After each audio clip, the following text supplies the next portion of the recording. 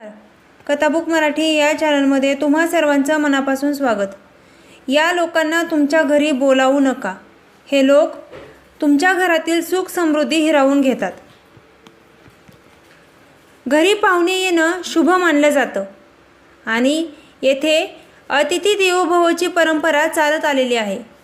पण काही लोकांचं तुमच्या घरात येणं हे तुमच्या घरातील सुख समृद्धी हिरावून घेते, त्यामुळे त्यांना घरी बोलावू नये।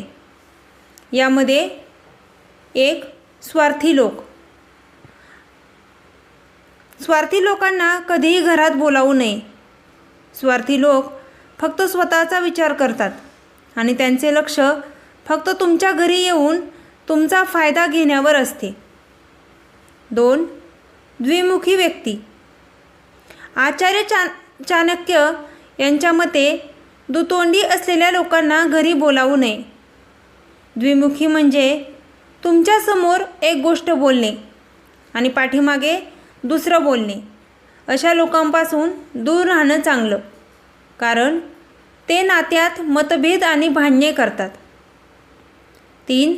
जे लोक दुसऱ्याच्या दुःखाने सुखी होतात। जे लोक इतरांना दुःखी पाहून आनंदी होतात त्यांना चुकूनही आपल्या घरी बोलावू नये। असे लोक इतरांना त्रास देऊन मनातून आनंदी होतात।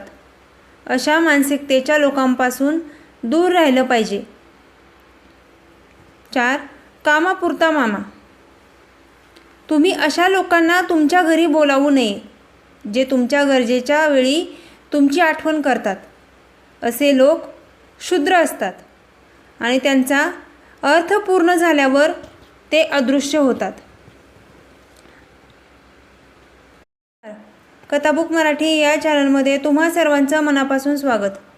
या लोकांना तुमच्या घरी बोलावू नका। हे लोक तुमच्या घरातील सुख समृद्धी हिरावून घेतात। घरी पाहुणे येणं शुभ मानलं जातं आणि येथे अतिथी देवो भवची परंपरा चालत आलेली आहे। पण काही लोकांचं तुमच्या घरात येणं हे तुमच्या घरातील सुख समृद्धी हिरावून घेते, त्यामुळे त्यांना घरी बोलावू नये। यामध्ये एक स्वार्थी लोक। स्वार्थी लोकांना कधीही घरात बोलावू नये। स्वार्थी लोक फक्त स्वतःचा विचार करतात आणि त्यांचे लक्ष फक्त तुमच्या घरी येऊन तुमचा फायदा घेण्यावर असते। 2. द्विमुखी व्यक्ती। आचार्य चाणक्य यांच्या मते दुतोंडी असलेल्या लोकांना घरी